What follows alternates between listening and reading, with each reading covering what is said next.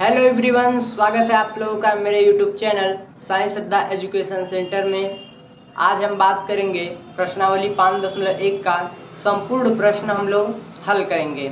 तो आइए मेरे प्यारे साथियों, हम बिना देरी किए हुए सेशन को स्टार्ट करते हैं। तो यहाँ पर देखिए प्रश्नावली 5.1 यानी समांतर श्रेणी का पार्ट 5 है आपका। यहाँ पर देखिए पहला क्वेश्चन मेरे प्यारे साथियों क्या कहता है कि निम्नलिखित स्थितियों में से किन स्थितियों में संबंध संख्याओं की सूची एपी है और क्यों।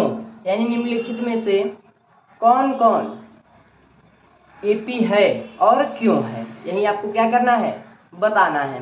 तो आइए हम पहले क्वेश्चन को हल करते हैं। यहाँ पर हम लिख देते हैं हल।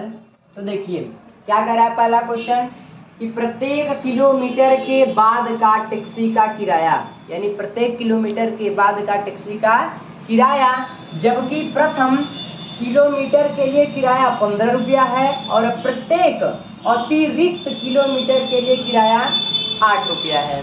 देखिए सवाल के कहने का क्या अर्थ है कि अगर आप कहीं भी यात्रा कर रहे हैं, जैसे आप अपने घर से मार्केट जा रहे हैं, सपोज दैट करिए कि आपके घर से मार्केट 5 किलोमीटर है, तो प्रथम किलोमीटर के लिए तो किराया 15 रुपया पे करेंगे, जबकि प्रत्येक अतिरिक्त किलोमीटर के लिए यानी 4 किलोमीटर के लिए हम कितना रुपया पे करेंगे, 8 रुपया पे करेंगे। इसी प्रकार हमें क्या करना है, बताना है कि क्या यह एक एपी बनाती है। तो आइए हम हल करते हैं। तो यहाँ पे लिख देते हैं कि प्रथम किलोमीटर के लिए किराया, प्रथम किलोमीटर के लिए किराया कितना है, 15 रुपया है। प्रथम किलोमीटर का किराया कितना है, 15 रुपया, जबकि अतिरिक्त किलोमीटर का किराया, जबकि अतिरिक्त किलोमीटर का किराया कितना है, तो आप कहेंगे 8 रुपया है। देखिए हमने कितना लिख दिया, 8 रुपया। इस प्रकार हम देखते हैं कि यह एक क्या बनाती है, श्रृंखला बनाएगी। देखिए यह श्रृंखला क्या बनाएगी, तो श्रृंखला यह बनाती है कि देखिए प्रथम किलोमीटर के लिए तो हम कितना रुपया देंगे, 15 रुपया देंगे, और अब अतिरिक्त जो भी किलोमीटर जाएंगे उसके लिए प्रत्येक किलोमीटर के लिए 8 रुपया क्या करेंगे, देंगे। यानी दूसरे किलोमीटर के लिए 8 रुपया ऐड कर दीजिए, और तीसरे किलोमीटर के लिए 8 रुपया और ऐड कर दीजिए, और चौथे किलोमीटर के लिए 8 रुपया क्या करिए और ऐड कर दीजिए। ऐसे ऐसे जितना किलोमीटर जाएंगे हम 8 रुपया प्रत्येक किलोमीटर के लिए अतिरिक्त जो किराया देंगे वो 8 रुपया देते जाएंगे। इस प्रकार हम देखते हैं कि हमारी जो श्रेणी है 15, 15, 8, 23, 15, 8, 8 कितना हो जाएगा, तो आप कहेंगे सर 31, और 8 त्रिक का 24, 24, 15, 39, डॉट डॉट डॉट डॉट। इस प्रकार हमारी यह एक क्या बन जाती है, श्रृंखला बन जाती है। अब देखिए हमें बताना है कि संबंध संख्याओं की सूची एपी है और क्यों। अगर नहीं है तो कोई बात नहीं, अगर है तो क्यों है। आइए हम आपको समांतर श्रेणी के परिचय में बता चुके होंगे कि अगर इनके बीच जो अंतर होगा सभी में समान होगा, यानी सार्व अंतर हमारा जो होगा एक समान होगा, तो हम क्या कहेंगे कि यह एक एपी बनाती है। अगर सार्व अंतर समान नहीं होगा मेरे प्यारे साथियों, तो यह एपी नहीं बना सकती। तो आइए हम जांच करते हैं, यहाँ पर जांच करेंगे कि क्या यह एक एपी बनाती है। तो चलिए यहाँ पर हमारा प्रथम पद देखिए, प्रथम पद क्या है, 15, और यहाँ पर सार्वंतर यानी D1 चेक कर लेते हैं। जब D1 चेक करेंगे तो A2 माइनस A1 हम आपको परिचय में अच्छी तरह बता चुके होंगे कि द्वितीय पद में से प्रथम पद को माइनस कीजिए, हमें क्या मिल जाएगा, सार्व अंतर मिल जाएगा। यानी 23 में से 15 घटाइए तो D1 बराबर हमारा क्या मिल जाएगा, इस प्रकार में D1 बराबर 8 मिल जाएगा। इसी प्रकार हम क्या करते हैं, इसी प्रकार हम D2 ज्ञात कर लेते हैं। D2 यानी A3 माइनस का A3 माइनस का A2, A3 माइनस का A2 या बराबर का 31 में से 23 को माइनस कीजिए, 31 माइनस 23, या D2 का जो मान आएगा क्या आएगा, हमारा 8 आएगा। यहाँ पर हम देखते हैं कि D1 और D2 दोनों हमारा क्या आता है, एक समान आता है। तो हम यहाँ पर लिख सकते हैं कि चूंकि D1 बराबर D2, यानी D1 बराबर चूंकि नीचे लगा दिए, चूंकि यहाँ सार्व अंतर चूंकि यहाँ सार्व अंतर एक समान है, क्योंकि यहाँ सार्वंतर एक समान है, अर्थात हमारा कितना है, अर्थात 8 है। यानी यहाँ सार्वंतर एक समान है, अर्थात क्या है मेरे प्यारे साथियों, 8 है। तो हम क्या लिख सकते हैं कि अतः यह श्रृंखला एक एपी बनाएगी। यानी यह जो श्रृंखला है वह एक क्या बनाएगी, एपी बनाएगी। यहाँ पर देखिए दिया था क्यों, तो क्यों बना रहा है, तो क्यों का अर्थ देखिए यही है कि चूंकि यहाँ सार्वंतर हमारा क्या है, एक समान है। चलिए नेक्स्ट क्वेश्चन देखते हैं। आइए देखिए दूसरा सवाल, हमारा पहले क्वेश्चन का दूसरा सवाल क्या है, किसी बेलन में उपस्थित हवा की मात्रा, यानी एक बेलन दिया गया है उसमें उपस्थित हवा की मात्रा, जबकि वायु निकालने वाला पंप प्रत्येक बार बेलन की शेष हवा का 1/4 भाग बाहर निकाल देता है। यानी मेरे प्यारे साथियों क्वेश्चन के कहने का मतलब है कि एक बेलन के आकार का आपका क्या है, बेलन है और उसमें उपस्थित हवा की मात्रा है, उसमें भरा गया है बेलन में। अब उसमें एक पंप का ज्वाइनिंग है, अगर वह पंप एक बार किया जाता है पंपिंग, तो एक शेष हवा का 1/4 भाग क्या करती है, बाहर निकाल देती है। तो इसे आपको बताना है कि क्या यह एक एपी बनाती है, अगर बनाती है तो क्यों बनाती है। आइए उसी का हम क्या करते हैं, सोल्यूशन करते हैं। देखिए हल में क्या हो जाएगा हमारा, देखिए हमें बेलन में पता नहीं कि कितनी हवा है, तो हम मान लेते हैं कि माना बेलन में उपस्थित हवा की मात्रा, माना बेलन में उपस्थित हवा की मात्रा 1 है। कितना मान ले कि माना बेलन में उपस्थित हवा की मात्रा कितना है, 1 है, हमने मान लिया। तो देखिए हमारा इस प्रकार A1 क्या हो जाएगा, A1 हमारा क्या हो जाएगा, 1। अब देखिए हम एक बार क्या करते हैं, पंप करते हैं, तो हमारा शेष हवा का, यानी हवा कितना है, 1 है, तो इसका 1/4 भाग क्या होगी, बाहर निकल जाएगी। यानी देखिए हवा निकला, कितना निकला, पहले देखिए हम देखेंगे कि 1 यानी एक हवा का 1/4 कितना भाग है।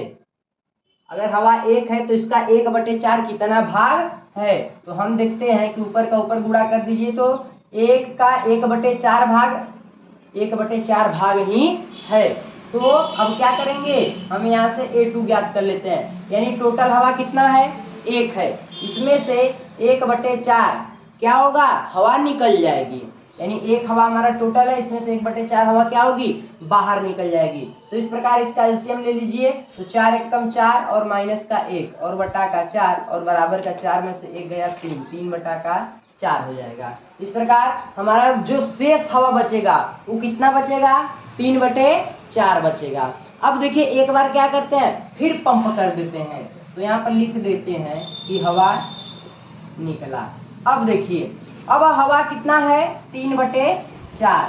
अब इसका देखिए 1/4 कितना भाग है, तो यहाँ से 1/4 देखते हैं, ऊपर का ऊपर गुणा और नीचे का नीचे गुणा, यानी 3/16। कितना है मेरे प्यारे साथियों, 3/16। इसका देखिए क्या मतलब है, यानी जो 3/4 का 1/4 है वह कितना भाग है, 3/16। यानी टोटल जो होता है नीचे और जो ऊपर होता है वह उसमें से होता है। जैसे आप कहीं टेस्ट देते हैं तो उसमें देखिए पूर्णांक आपका नीचे लिखा जाता है, जैसे 50 नंबर का प्राप्तांक आपका 35 है, तो इसका क्या मतलब होता है कि टोटल नंबर नीचे होता है, उसमें से जो आप पाए हैं ऊपर रहता है। सेम देखिए इसका भी वही मतलब है कि टोटल भाग नीचे है, उसमें से जितना हवा निकल रहा है वह क्या है, ऊपर।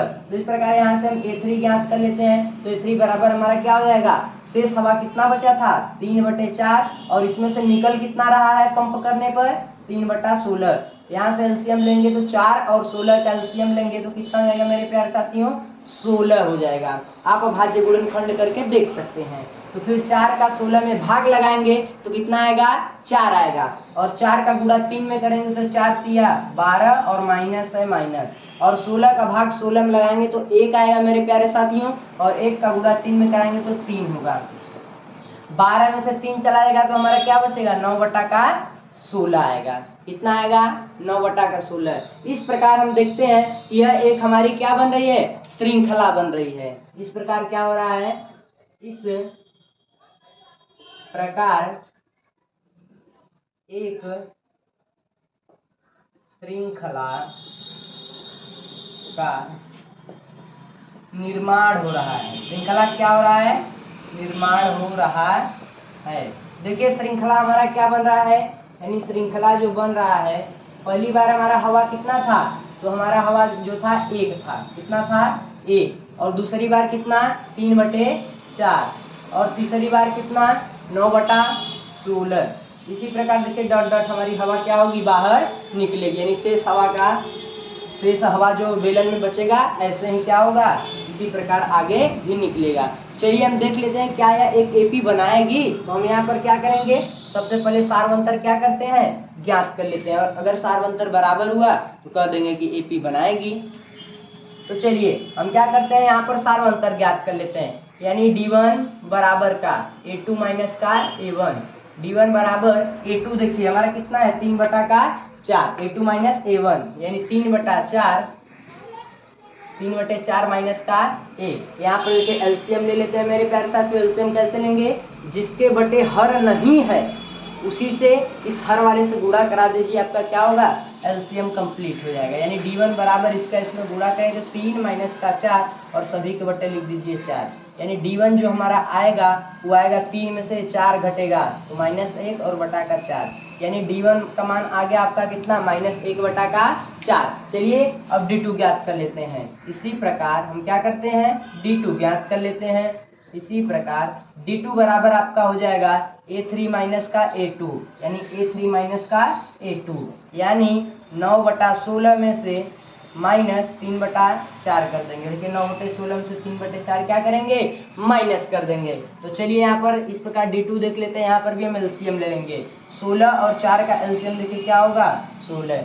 एलसीएम देखिए क्या होता है मेरे प्यारे साथियों? एलसीएम मतलब वह छोटी से छोटी संख्या जो दोनों संख्याओं को क्या करे? विभाजित कर दे। तो देखिए दोनों संख्याएं उसको विभाजित कर। देखिए दोनों संख्या विभाजित कर रही हैं कि नहीं? तो चलिए यहाँ से हर का भाग पहले लगाया जाता है जो एलसीएम होता है। तो 16 का 16 में भाग लगाएंगे तो 1 आएगा। 1 का गुणा 9 में कराएंगे तो 9 1 कम 9 और माइनस 4 का भाग 16 में देंगे तो 4 आएगा। 4 का गुणा अंश में कराइए 4 तिया 12। यानी D2 हमारा जो आएगा छोटे वाले में से बड़ा वाला घट रहा है, 9 में से 12 घटेगा तो -3 और बटा का 16। यानी D2 और D1 देखिए दोनों एक बराबर नहीं है। क्या है? यानी हम यहाँ कह सकते हैं कि D1 not equal to D2 के। जब हमारा सार्वंतर समान नहीं है तो हम कह सकते हैं कि यह सार्वंतर यह एपी नहीं बनाएगी। तो D1 not equal to D2, चूंकि यहाँ सार्वंतर एक समान नहीं है, चूंकि यहाँ सार्वंतर एक समान नहीं है, अतः यह एक एपी नहीं बनाएंगे। अतः यह एपी क्या होंगे? नहीं बनाएंगे। इस प्रकार मेरे प्यारे साथियों सवाल क्या किए हम पूरी तरह हल कर लिए। चलिए देखते हैं नेक्स्ट। आइए देखिए पहले क्वेश्चन का तीसरा है क्वेश्चन। प्रत्येक मीटर की खुदाई के बाद एक कुआं खोदने में आई लागत, यानी प्रत्येक मीटर खुदाई के बाद एक कुआं खोदने में आई लागत, जबकि प्रथम मीटर खुदाई की लागत 150 रुपया और बाद में प्रत्येक मीटर खुदाई की लागत 50 रुपया बढ़ती जाती है। यानी क्वेश्चन के कहने का मतलब है कि एक कुआं खुदाई हो रही है, उसमें प्रथम मीटर खुदाई की लागत 150 रुपये और प्रत्येक मीटर यानी जितना मीटर अंदर कुआं खोदा जाएगा अतिरिक्त 50 रुपये क्या होगा? बढ़ता जाएगा। तो आइए मेरे प्यारे साथियों इस क्वेश्चन को हल करें। यहाँ पर देखिए कि प्रथम मीटर की खुदाई की लागत क्या है? प्रथम मीटर की खुदाई की लागत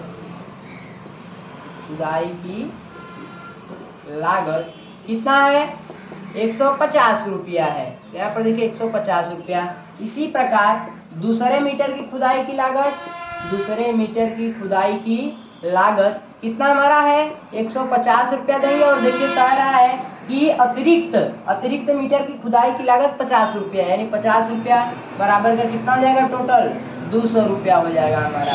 और तीसरे मीटर की खुदाई के लिए लागत देख लेते हैं। तीसरे मीटर की खुदाई की लागत देखिए कितना हमारा है 200 रुपया, तो 2 मीटर के लिए देंगे और प्लस का 50 रुपया अतिरिक्त 1 मीटर के लिए देंगे, यानी टोटल हमारा कितना हो जाएगा मेरे प्यारे साथियों 250 रुपया। इसी प्रकार देखिए अगर चौथे मीटर की खुदाई की लागत अगर देखते हैं तो चौथे मीटर की खुदाई की लागत हमारी कितनी हो जाएगी, तो देखिए 3 मीटर के लिए 250 रुपया प्लस का अतिरिक्त के लिए 50 रुपया और देंगे, यानी टोटल कितना हो जाएगा 300 रुपया हमारा हो जाएगा 4 मीटर की खुदाई की लागत। इसी प्रकार कुआं जितने मीटर खुदाई होगी इसी प्रकार पैसा क्या होगा देना पड़ेगा मजदूर को।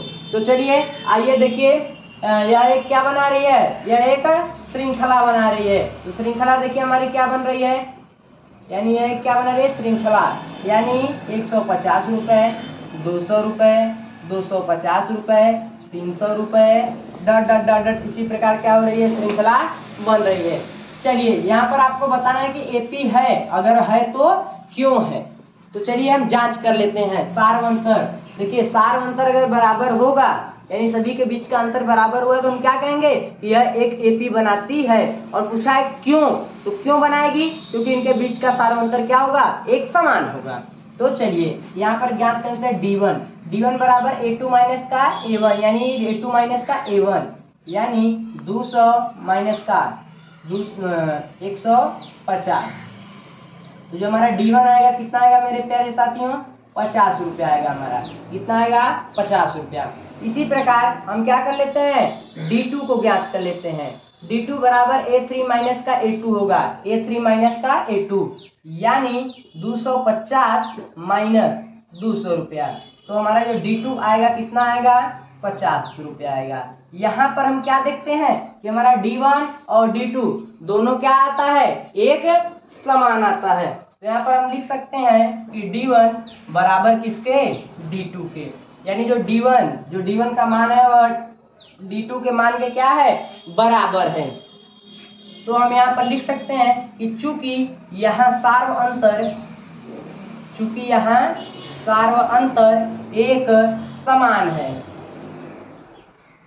एक समान है अर्थात 50 रुपया है, अर्थात 50 रुपया है, अतः यह एक एपी बनाते हैं। यानी यह जो श्रृंखला हमें मिली यह एक क्या बनाएगी एपी बनाएगी। चलिए आइए पहले क्वेश्चन का देखिए चौथा नंबर है कि खाते में प्रत्येक वर्ष का मिश्र धन जबकि 10,000 रुपए की राशि, यानी राशि कितना आपका है मूलधन कितना है 10,000 की राशि 8% वार्षिक ब्याज की दर 8% वार्षिक की दर से चक्रवृद्धि ब्याज पर जमा की जाती है। यानी आपको प्रत्येक वर्ष का मिश्र धन बताना है। सबसे पहले देखिए इस क्वेश्चन को हम क्या करते हैं सॉल्यूशन यहाँ पर लिख देते हैं। तो देखिए मिश्र धन बराबर क्या होता है, तो आप कहेंगे कि सर मिश्र धन बराबर होता है कि मूलधन और प्लस का ब्याज होता है। और देखिए यहाँ पर चक्रवृद्धि ब्याज पर जमा की जाती है। चक्रवृद्धि ब्याज कहने का मतलब है कि आपके ब्याज पर भी ब्याज लगेगा, आपके ब्याज पर भी ब्याज लगेगा, जबकि साधारण ब्याज में ऐसी कोई बात नहीं है। एक बार जो ब्याज लगा वहीं हर साल क्या होगा एक समान ब्याज रहेगा। तो चलिए यहाँ पर देखिए सबसे पहले हम आपको दिखाते हैं कि चक्रवृद्धि ब्याज पर क्या करना है, आपको क्या करना है, यानी चक्रवृद्धि ब्याज पर 8% की वार्षिक दर से चक्रवृद्धि ब्याज पर जमा की जाती है राशि। तो पहले वर्ष की राशि देख लेते हैं। पहले वर्ष की राशि हमारी पहले वर्ष की राशि है, इसे A1 भी कह सकते हैं। तो पहले वर्ष की राशि हमारी कितनी है, तो आप कहेंगे सर 10,000 रुपया है। कितना है 10,000 रुपया है। अब दूसरे वर्ष का पहले चक्रवृद्धि ब्याज देख लेते हैं। दूसरे वर्ष का चक्रवृद्धि ब्याज देख लेते हैं। जब देखिए मेरे प्यारे साथियों दूसरे वर्ष का चक्रवृद्धि ब्याज देखते हैं, यानी ब्याज पर भी ब्याज, आपके साधारण ब्याज पर भी क्या लगेगा, ब्याज लगेगा। तो यहाँ पर पीआरटी यानी प्रिंसिपल, हमारा मूलधन कितना है, 10,000 रुपया है। कितना है, 10,000 रुपया है। और गुणे का आर का मतलब होता है रेट यानी दर आपका कितना है, तो यहाँ पर देखिए 8% वार्षिक दर से है। और समय यानी पीआरटी टाइम कितना ले रहा है, 1 साल, क्योंकि पहले वर्ष का राशि 10,000 है, 1 साल के लिए इस पर क्या लगेगा, ब्याज। और बटा का क्या होता है, 100। तो देखिए यहाँ पर 1 0 1 0 1 0 1 0, यहाँ पर 8 कमा और 8 से गुणा करेंगे तो आपका कितना हो जाएगा, 800 रुपया। यानी पहले वर्ष हमारे जो 10,000 पर ब्याज लगेगा वो कितना होगा, 800 रुपया। तो यहाँ पर देख लेते हैं कि हमारे दूसरे वर्ष की राशि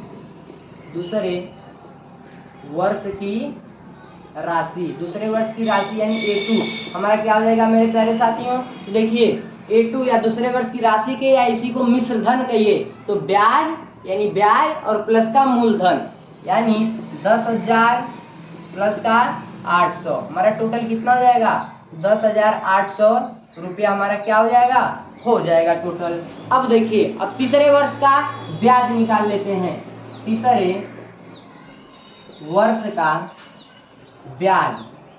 तीसरे वर्ष का क्या निकाल लेते हैं मेरे प्यारे साथियों, ब्याज निकाल लेते हैं। तो तीसरे वर्ष का ब्याज हमारा क्या होगा, यहाँ पर देखिए फिर वही पीआरटी यानी मूलधन के प्रिंसिपल अब हमारा कितना हो गया, दूसरे वर्ष की जो राशि थी 10,800 रुपया हो गया।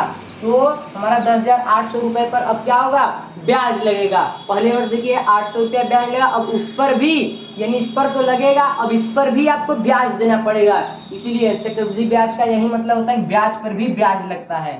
और गुणे का रेट देखिए 8% ही होगा, और समय कितना होगा, 1 वर्ष के लिए, और बटे का 100, क्योंकि समय देखिए 2 वर्ष तक हम निकाल चुके हैं, तीसरे वर्ष का क्या कर रहे हैं, निकाल रहे हैं। तो 2 वर्ष से 3 वर्ष में 1 साल होता है। यहाँ पर देखिए 0 से कट गया, 8 एकम 8 और 8 का गुणा करा दीजिए, तो 8 अट्ठे 64 की 4 और 6 बचा हासिल, तो 8 का गुणा 0 में कराएंगे तो 6 और हासिल जो 6 था लिख दिए, और 8 एकम 8, यानी हमारा जो ब्याज लगा वो 864 रुपये तीसरे वर्ष के लिए लगा है।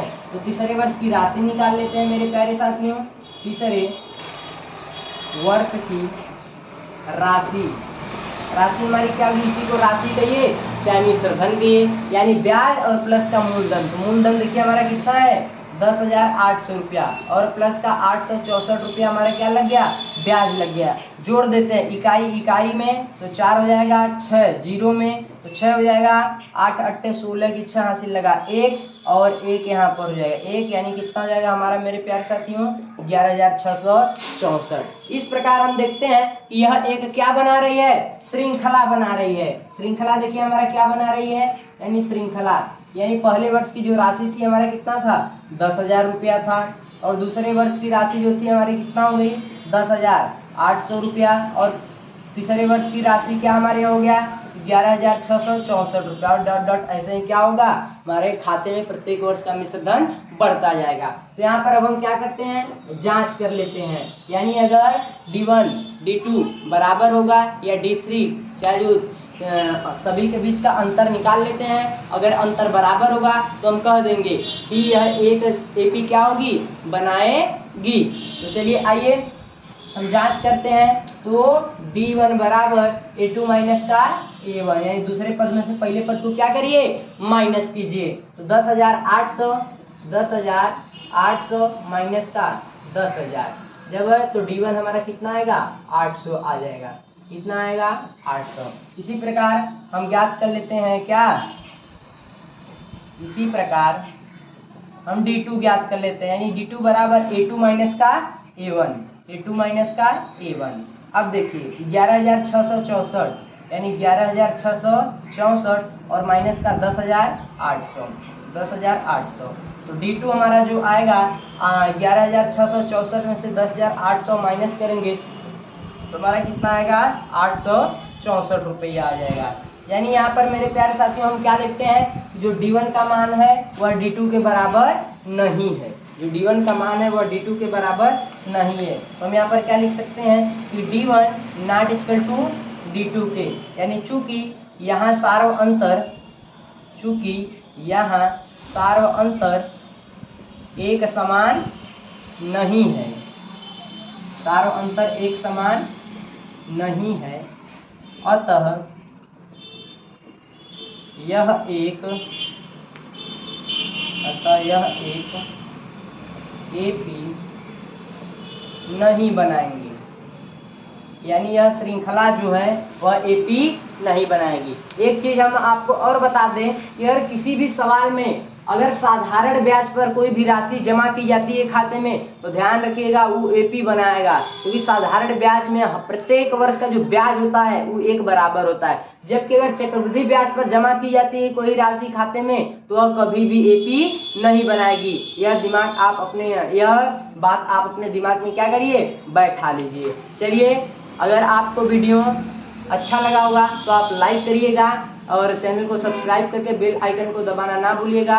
और जो भी आपको नेक्स्ट कोई भी टॉपिक पर चाहिए वीडियो, तो आप हमें कमेंट सेक्शन में ज़रूर लिख सकते हैं और वीडियो को दोस्तों के साथ शेयर जरूर करिएगा।